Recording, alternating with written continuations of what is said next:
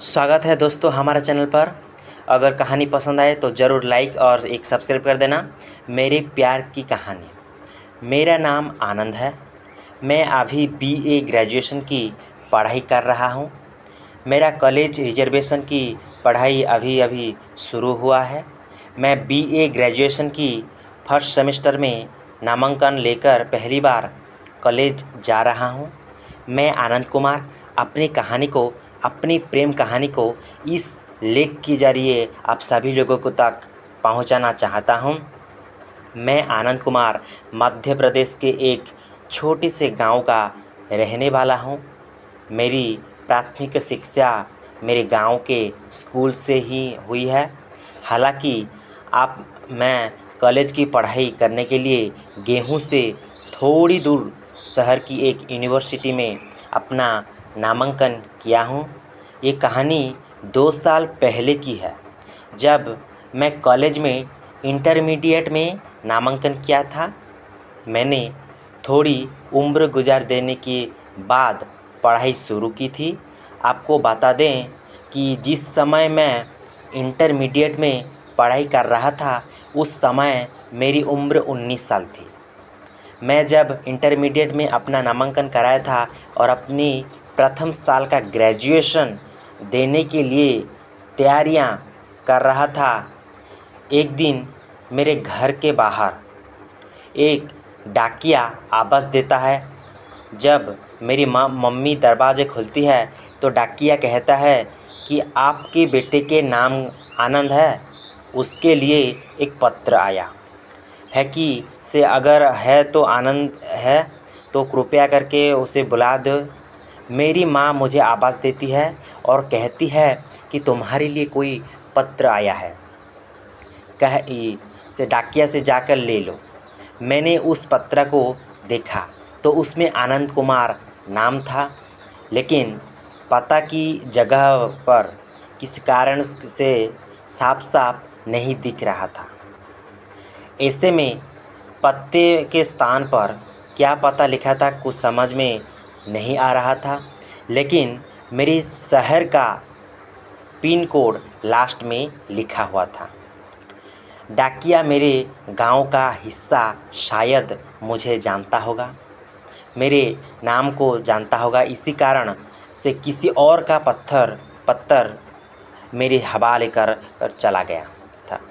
जब मैंने उस पत्र को खोला तो वो एक प्रेम पत्र था, जिसमें एक लड़की अपनी प्रेमी को लिखा था। लड़की अपनी प्रेम पत्र में लिखती है कि जानू, क्या आपको मेरी याद नहीं आती है क्या? मैं आपके बिना किस तरह से जी रही हूँ। मैं आपके प्यार में तड़प तड़प कर मर रही हूँ और आज तक आपका एक पत्र भी मेरे लिए नहीं आया है। हालांकि मैंने ज़िंदगी में कभी आपको देखा ही नहीं है, बस पत्रों के माध्यम से ही बातचीत हो रही है।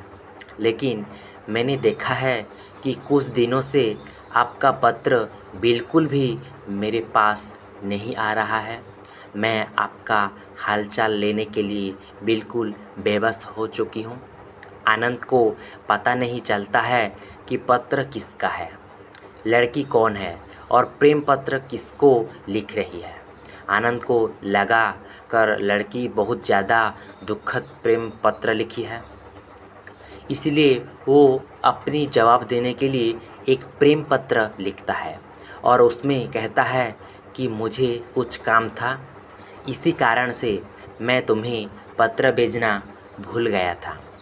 दरअसल मैं अब प्रेम पत्र भेजना भूला नहीं हूँ, बल्कि जहाँ मैं आया हूँ वहाँ कोई अगल बगल में डाकघर नहीं है, जिस कारण से मुझे तुम्हारी पास पत्र भेजने के काफ़ी ज़्यादा समस्याओं का सामना करना पड़ता है। मैं ये पत्र लिखने के लिए अपने काम से जहाँ गया हूँ उससे लगभग 40 किलोमीटर दूर एक पत्र भेजने के लिए गया हूँ। हालांकि जहाँ मैं काम करने के लिए गया हूँ वहाँ मेरा प्रोजेक्ट पूरा हो चुका है। ऐसे में अब मैं अपनी पहली ही घर पर आ रहा हूँ। अब आपको पत्र पाने में समस्या नहीं होगी। आनंद अपने हाथ से ये पत्र लिखता है और डाकघर में जाकर लड़की के पते पर भेज देता है। कुछ दिनों के बाद आनंद को फिर से एक पत्र मिलता है जिसमें प्रेम भरी बातें और बहुत सारे मिठास लिखी हुई थी। आनंद को ये सब पढ़ने में बहुत मज़ा आ रहा था, जिस कारण से वो और एक पत्र लिखकर उस लड़की के पते पर भेज दिया था। बहुत दिनों तक ऐसा ही चलता रहा और करीब 1 साल से ज़्यादा तक इसी तरह का प्रेम पत्र का आना जाना लगा हुआ था। अब मुझे भी उस लड़की से थोड़ी थोड़ी प्यार होने लगे थे। उस समय मेरे पास तथा मेरी घर में एक मोबाइल भी था तथा टेलीफोन भी था, लेकिन मैंने कभी भी इसका जिक्र उस लड़की से नहीं किया था। हो सकता है कि उस लड़की के घर में टेलीफोन या मोबाइल हो, लेकिन हमारा बातचीत सिर्फ प्रेम पत्र के द्वारा ही हुआ करता था।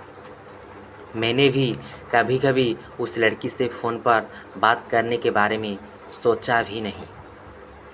प्रेम पत्र का आना जाना चालू ही रहा था। अचानक एक दिन मुझे पत्र मिलता है।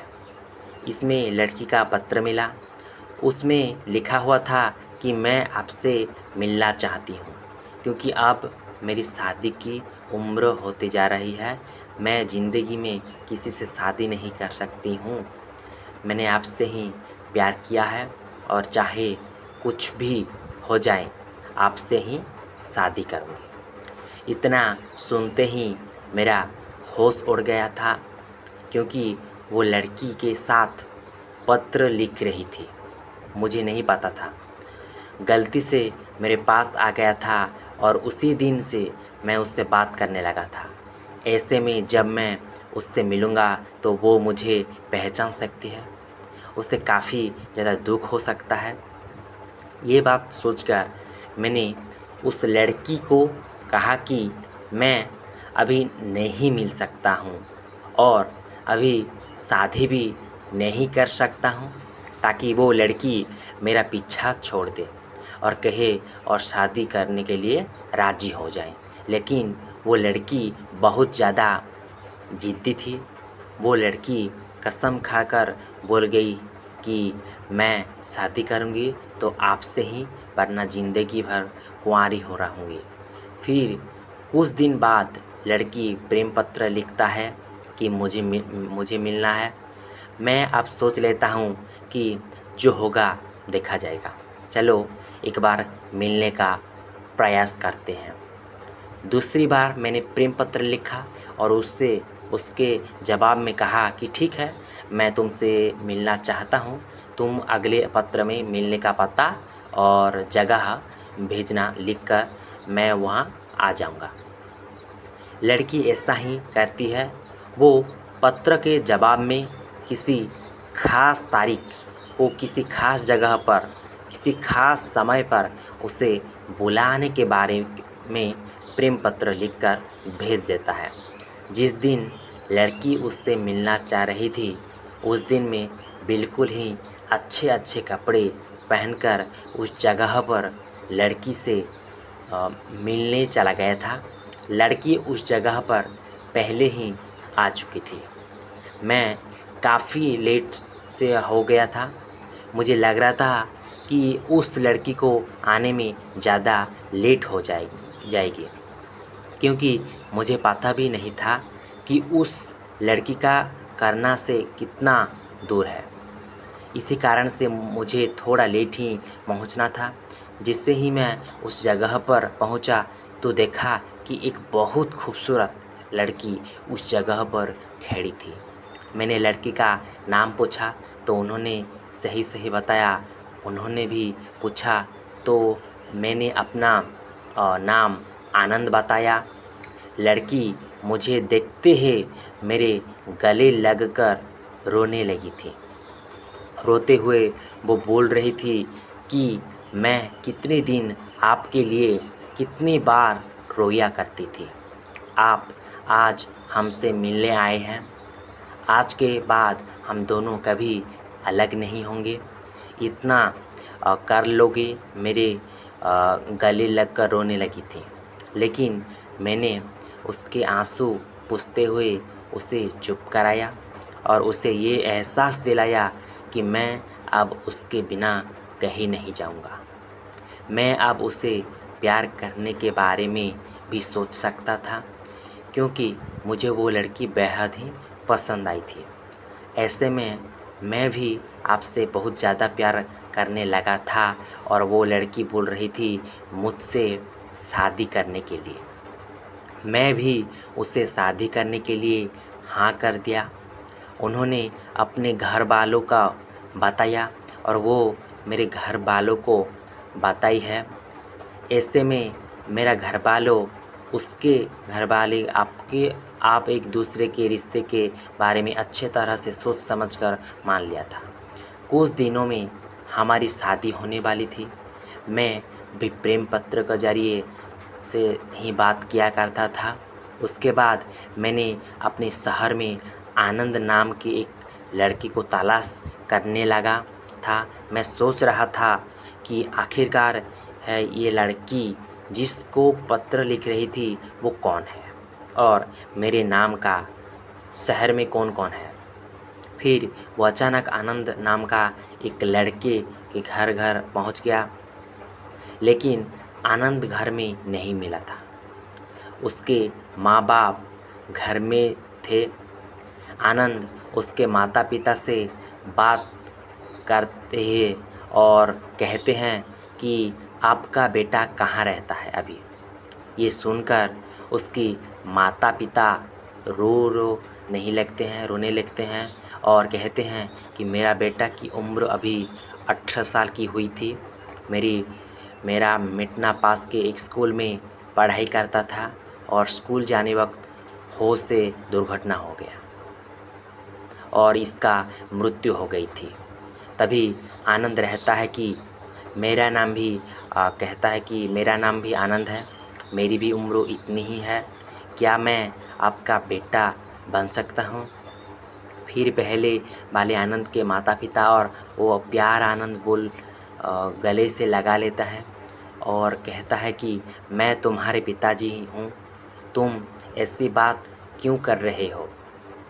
मतलब अब सारी बात मेरी समझ में आ चुकी थी। मैं अब बहुत खुश था। किन मेरे एक माता पिता नहीं बल्कि दो माता पिता मिल गए था।